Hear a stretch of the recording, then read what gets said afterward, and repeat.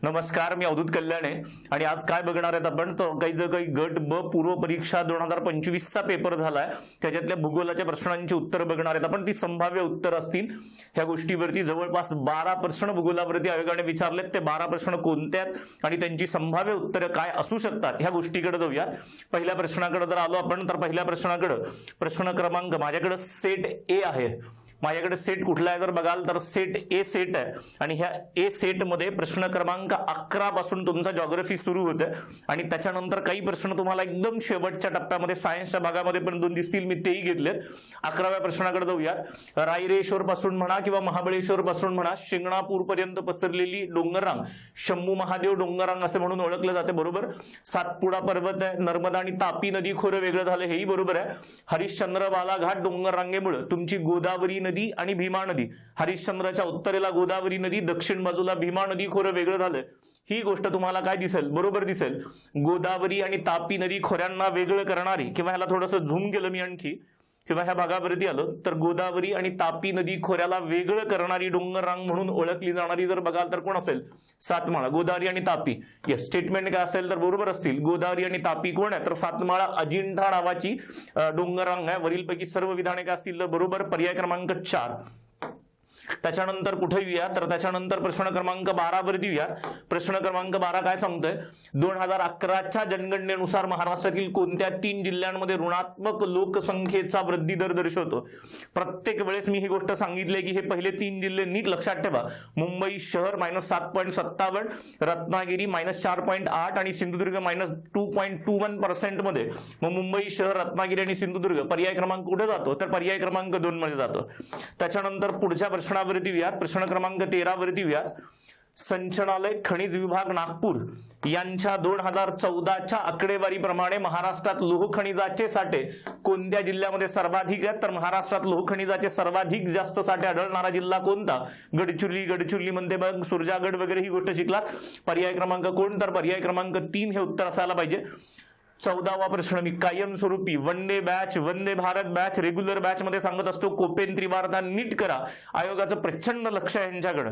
मग या Koppen CWG capital C आला म्हणजे कोण आला, समशीतोष्ण. समशीतोष्ण आला म्हणजे कोण आला तर मेसोथर्मल वाली गोष्ट आली.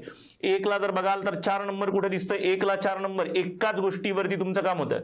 बी नंतर जर कॅपिटल W आला तर समजून घ्या वाळवंट आहे. बी नंतर कॅपिटल W आला तर वाळवंट 1 नंबर. 4 नंतर 1. DFC आला तर कोण, थंड सूचीपर्णी हवामान विभाग, थंड आणि आर्द्र हिवाळे असणारा 2. आणि त्याच्यानंतर AMW आला, M पावसाळी मान्सून प्रकारचं हवामान, उष्णकटिबंधीय पावसाळी मान्सून. म्हणजे 1, 2, 3 आणि पहिला कोण असेल तर 4. पर्याय क्रमांक 1 कडे जाईल 14 साठी. त्याच्यानंतर येऊयात प्रश्न क्रमांक 15 वरती. कुठे येऊयात प्रश्न क्रमांक 15 वाल्या भागावरती येऊयात. प्रश्न क्रमांक 15 पुन्हा भारताच्या भूगोलावरती जाताना दिसतोय तुम्हाला. भारताच्या भूगोलावरती चिनाब नदी झोजिला खिंडीतून उगम पावते. चिनाब नदी झोजिला कुठे आली तर तुमच्या लेह लडाख मध्ये आली. तिथं तुमची चिनाब नदी उगम पावत नाही. ती कुठे उगम पावते तर तुमच्या बारालापच्या खिंडीजवळ चंद्रायणी भागात 2 नद्यांच्या उगमापासून उगम पावते. स्टेटमेंट काय असेल तर चुकीचं. रावी नदीचा उगम रोहतांग खिंडीजवळ होतो हिमाचल प्रदेशमध्ये, ही स्टेटमेंट बरोबर आहे. सतलज नदी राकस सरोवर आहे. इंग्लिश मधलं जर तुम्ही नीट वाचाल तर राकस शब्द असा लक्षात होतो. इथं रकास असा शब्द दिला त्यांनी. इंग्लिश मध्ये ट्रान्सलेशन राकस म्हणा किंवा राक्षस सरोवर म्हणा. 2 विधान बरोबर असतील. कोणते विधान बरोबर आहे हे विचारले तुम्हाला तर बी आणि सी बरोबर आहे. बी आणि सी बरोबर असणारा पर्याय कुठे दिसतोय तर तुम्हाला पर्याय क्रमांक 3 दिसतोय. कुठे दिसतोय पर्याय क्रमांक 3, बी आणि सी बरोबर असणारा भाग दिसतोय. ही गोष्ट नीट लक्षात ठेवा. प्रश्न क्रमांक 16 वरती या. प्रश्न क्रमांक 16 जे काही आपण बेसिक कन्सेप्ट शिकतो ना त्या बेसिक कन्सेप्ट वरती असणारा प्रश्न हा. ह्या गोष्टीकडे तुम्ही नीट बघाल. ज्या वेळेस तुम्हाला भूगोलातले बेसिक कन्सेप्ट माहिती असतात असे प्रश्न फारसे अवघड जात नाहीत. ह्याच्यासाठी बेसिक शिका. मी हे प्रत्येक बॅच मध्ये सांगत असतो. कोणती विधान महाराष्ट्राच्या पर्जन्याच्या बाबतीत अचूक आहेत किंवा जर बघाल तर काय म्हणता येईल करेक्ट स्टेटमेंट आहेत, योग्य विधाने कोणती आहेत हे विचारले तुम्हाला. महाराष्ट्रात पावसाळ्याच्या आरंभी पश्चिमेकडून पूर्वेकडे वायुभार कमी होत जातो. पश्चिमेला हाय प्रेशर आणि इकडे जर बघाल तर लो प्रेशर. म्हणूनच वारे आपल्याकडे पश्चिमेकडून यायला सुरुवात होतात. वारे हाय प्रेशर कडून लो प्रेशर कडे येतात. अरबी समुद्रावरून मग मराठवाड्याकडे विदर्भाकडे वारे व्हायला सुरुवात होतात. तर स्टेटमेंट काय असायला पाहिजे, बरोबर असायला पाहिजे. त्याच्यानंतर राज्यातील पर्जन्याचे वितरण प्रामुख्याने नैसर्गिक वनस्पतीच्या वितरणावरती अवलंबून असल्याचे आढळते. पर्जन्याचं वितरण हे पर्जन्याच्या प्रमाणावरती अवलंबून असतं, बरोबर. पर्जन्याचं 250 सेंटीमीटर कुठं, 400 सेंटीमीटर कुठं, 100 सेंटीमीटर कुठं, 50 सेंटीमीटर कुठं, पर्जन्याचं जर बघाल तर प्रमाण किती आहे त्याच्यावरती वितरण अवलंबून आहे. हे उलट आहे. वनस्पतीचं वितरण, नैसर्गिक वनस्पतीचं वितरण हे पर्जन्याच्या प्रमाणावरती अवलंबून असतं, बरोबर. ही गोष्ट नीट लक्षात ठेवा. हे विधान काय दिसायला पाहिजे, तर हे विधान चुकीचं असायला पाहिजे. नैऋत्य मोसमी वारे घाट माथ्यावरून पूर्वेकडे जातात, पूर्वेकडे खाली उतरायला सुरुवात करतात, पूर्वेकडे जातात त्यावेळेस त्यांची बाष्पधारण क्षमता वाढते, कारण घाट माथ्यावरून उंचीवरून खाली उतरतात, तापमान वाढतं आणि तापमान वाढणाऱ्या हवेची बाष्पधारण क्षमता काय होत असते, वाढते. म्हणजे स्टेटमेंट काय असायला पाहिजे, बाष्पधारण क्षमता वाढते. स्टेटमेंट जर बघाल तर सी बरोबर असेल. विदर्भामध्ये पश्चिमेकडून पूर्वेकडे म्हणजे यवतमाळ, चंद्रपूर, गडचिरोली अशी उदाहरणं घ्या, किंवा बुलढाणा, त्याच्यानंतर तुमचा अकोला, त्याच्यानंतर वर्धा, त्याच्यानंतर नागपूर, भंडारा, गोंदी असं घ्याल तर तुम्हाला पावसाचं प्रमाण काय होत जाताना दिसतंय, वाढताना दिसतंय. विदर्भ निश्चित वाढत्या पर्जन्याचा प्रदेश आहे. तुम्ही जर पश्चिमेकडून पूर्वेकडे जात असाल तर मग हे स्टेटमेंट काय म्हणावं लागेल, हेही स्टेटमेंट बरोबर म्हणावं लागेल. योग्य विधान ए, सी आणि डी असा पर्याय दिसतोय तुम्हाला. ए, सी आणि डी असणारा पर्याय क्रमांक कुठे दिसतोय, तर ए, सी, डी 4 नंबरचा पर्याय दिसतोय तुम्हाला, बरोबर. प्रश्न क्रमांक 16. त्याच्यानंतर प्रश्न क्रमांक 17 कडे येऊयात. प्रश्न क्रमांक 17 काय सांगतोय तुम्हाला, इथे जर बघाल तर इथे थोडीशी गोष्ट जर तुम्ही डोकं लावली तर तुम्हाला लगेच प्रश्न सुटायला सुरुवात होईल. इथं काय, कामठी जर बघाल तर कामठी कोळसा क्षेत्र, कामठी नावाचा तालुका नागपूरमध्ये. ऍक्च्युली कामठी आणि उमरेड हे दोन्ही दगडी कोळशाचे क्षेत्र कढाण नदीच्या खोऱ्यामध्ये येतात. कुठे येतात, कढाण नदीच्या खोऱ्यामध्ये येतात. आम नदी आहे, आम नदी खूप लहान नदी आहे, तुमच्या रामटेकवाल्या भागातून वाहते.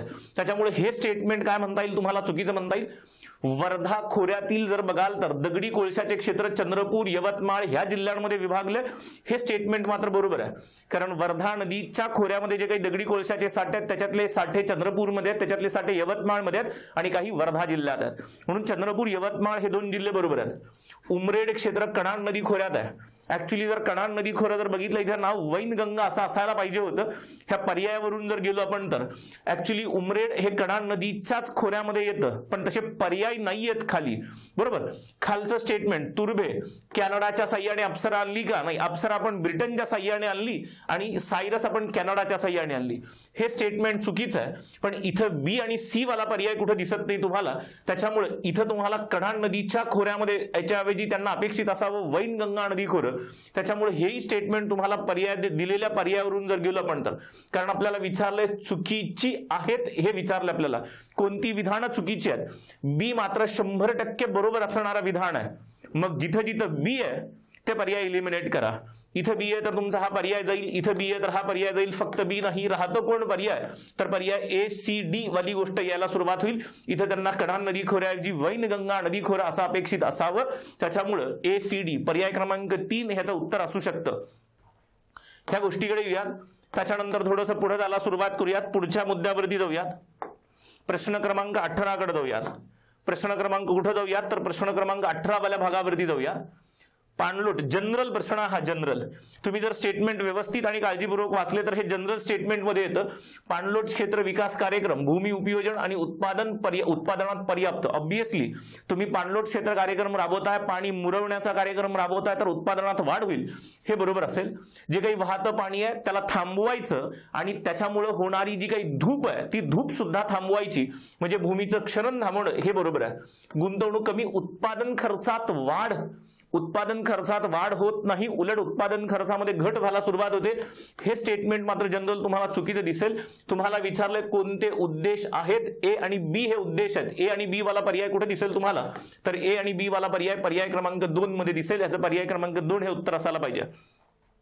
त्याच्यानंतर पुढच्या प्रश्नाकडे येऊयात. हा थोडासा कन्फ्युजिंग प्रश्न वाटतं मला, ह्या भागावरती आलो, कारण जर तुम्ही ह्याच्यावरती नीट वाचलं तर महात्मा फुले कृषी विद्यापीठाचं, मी ह्याला थोडंसं झूम करतो, महात्मा फुले कृषी विद्यापीठाचं जर बघितलं तर तुमचं डाळिंब तंत्रज्ञान संशोधन केंद्र लखमापूरला आहे.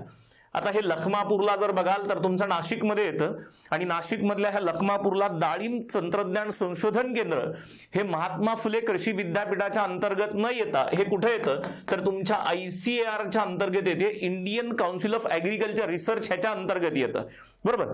आता हे विशेषतः ह्याची आणखी एक इथं जर बघाल तर तुम्ही राष्ट्रीय डाळिंब संशोधन कार्यक्रम आहे, त्याचं एक सेंटर प्रमुख सेंटर सोलापूरला आहे आणि त्या सोलापूर सेंटरच्या अंतर्गत हे तुमचं लखमापूरचं सेंटर येतं, बरोबर. त्याच्यामुळं हे महात्मा फुले कृषी विद्यापीठाच्या अंतर्गत येतं हे म्हणणं जरा अयोग्य ठरायला सुरुवात होतं, बरोबर. हे ICARच्या अंतर्गत यायला सुरुवात होतं. नाशिकला लखमापूरला असलेलं सेंटर आहे. फुले यशोदा गव्हाचं वाण महात्मा फुले कृषी विद्यापीठाने 1998 मध्ये विकसित केलंय. फुले यशोदा हे दोन प्रकारचे वाण आहेत, एक रब्बी ज्वारीचं पण वाण आहे आणि एक गव्हाचं पण वाण आहे. गव्हाचंही वाण असेल तर ह्याची तारीख योग्य कुठं आढळत नाही. ह्याची 1998ची ही योग्य तारीख आहे का ह्याच्याबद्दल कुठेही जास्त उल्लेख होत नाही. आणि ह्याच्याबद्दल मात्र जरा डाऊटफुल आहे. महाराष्ट्र कृषी विद्यापीठाचं कार्यालय मुंबई येथे होतं, तर महाराष्ट्रामध्ये जे काही 4 कृषी विद्यापीठ आहेत त्यांची स्थापना वेगवेगळ्या ठिकाणी आहे आणि त्यांची कार्यालय सुद्धा वेगवेगळ्या ठिकाणी आहेत. माझ्या मते जर बघाल तर ह्याच्यामध्ये तुम्हाला हे एक स्टेटमेंट जर तारीख जरा थोडीशी कन्फ्युजिंग वाली वाटते इथं जर बघाल तर. आणि पण बाकीचे 2 स्टेटमेंट तर आपण ह्याला थोडंसं चुकीचं म्हटलं तर असा कुठं पर्याय दिसत नाही. माझ्या मते हा प्रश्न कॅन्सल होण्याच्या मार्गावरती असू शकतो. त्या डिपेंड त्यांनी ते काय उत्तर देतात किंवा काय वगैरे त्याच्याकडे बघू. ह्याच्यावरती थोडंसं काय म्हणता येईल त्याला काय म्हणतात अँबिग्युअस स्टेटमेंट म्हणता येईल, बरोबर. माझ्या मते हा प्रश्न थोडासा पर्याय आता आन्सर की पहिल्या आन्सर की मध्ये ते काही ना काहीतरी उत्तर देतील, पण ह्यांच्याबद्दलचा जर डेटा बघितला तर ह्यांच्याबद्दलचा डेटा काही असा तुम्हाला योग्य सापडत नाही किंवा काय वगैरे. जे ऑथेंटिक सोर्सेस आहेत गव्हर्नमेंटचे त्या ऑथेंटिक गव्हर्नमेंटच्या सोर्सेसमध्ये हा डेटा कुठेही योग्य पद्धतीने सापडत नाही. 20व्या प्रश्नावरती आलो तर पुन्हा आपल्या नदी प्रणाली आपल्या भागामधला प्रश्न दिसेल तुम्हाला.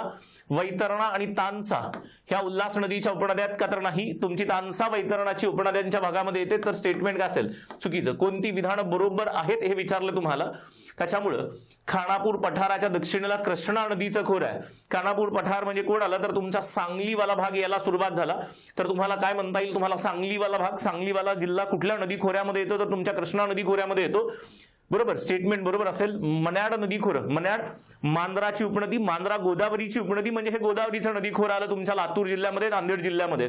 मन्याड नदी खोरं गोदावरी नदी खोऱ्यात येतं, तर हे स्टेटमेंट बरोबर असेल.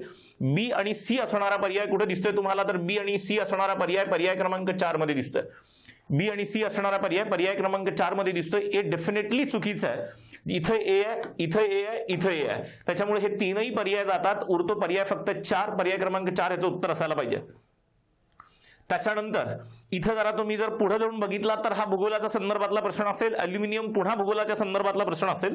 इथं जर गोष्ट नीट बघितली तुम्ही तर पृथ्वीचे वातावरणाचे जे थर जमिनीपासून वरच्या दिशेने, जमिनीपासून हळूहळू उंचीवरती जाताना खालीपैकी कोणते क्रम बरोबर लागतात ही जर गोष्ट बघितली तर तुमचा तपांबर, तपांबरानंतर सितांबर हे बेसिक मध्ये शिकले आपण प्रत्येक बॅच मध्ये. तपांबर, सितांबर, मध्यांबर, त्याच्यानंतर उष्णांबर किंवा दलांबर म्हणतात, त्याच्यानंतर बाह्यांबर असं कुठे दिसतं तुम्हाला. तपांबर वाली गोष्ट इथं दिसतं. तपांबर, सितांबर, मध्यांबर, उष्णांबर म्हणा किंवा ह्याला आयनोस्पियर म्हणा, थर्मोस्पियर म्हणा किंवा काय वगैरे. पर्याय क्रमांक 4 अल्युमिनियम. मी प्रत्येक लेक्चरमध्ये खनिज संपत्ती शिकवताना सांगतो अल्युमिनियम कोड आहे जर बघाल तर तुमचं, किंवा बॉक्साईट कोड आहे. बॉक्साईट अल्युमिनियम ऑक्साईड आहे. बॉक्साईट म्हणजेच कोण तर अल्युमिनियम ऑक्साईड हे तुम्हाला आठवत असेल. आणि अल्युमिनियमचं प्रमुख खनिज कोण असेल तर बॉक्साईट. पर्याय क्रमांक कोण असेल तर पर्याय क्रमांक 1 69 70. पहिले 11 ते 20 हे 10 प्रश्न आणि त्याच्यानंतरचे 69 ते 69 आणि 70 असे 12 प्रश्न. 2024ला सुद्धा 12 प्रश्न, आत्ता सुद्धा 12 प्रश्न तुम्हाला जॉग्राफीच्या याच्यावरती विचारलेत. ही सगळी संभाव्य उत्तर आहेत. ह्याच्यामध्ये थोडाफार कदाचित चेंज असू शकतो पण शक्यता जरा कमी आहे त्या बाबतीमध्ये. आपण जी काही सगळी उत्तरं बघितली आहेत ही एकदम काय म्हणता येईल त्याला तुमच्या व्यवस्थित फॉर्मॅटमध्येच बघितलेली उत्तरं दिसतील तुम्हाला. ही सगळी जिथं जिथं मी कुठं रेफरन्स दिलेत तुम्हाला त्या पद्धतीने ही सगळी उत्तरं आहेत. तुमच्या आत्ताचा जो काही प्रिलिम्सचा पेपर झाला ह्याची ही संभाव्य उत्तर आहेत. काही अडचण असेल तर तुम्ही मला संपर्क करू शकता. आपल्या भागावरती यात ह्याच पोर्शन पुरतं इथंच थांबूयात. जय हिंद, जय महाराष्ट्र, धन्यवाद.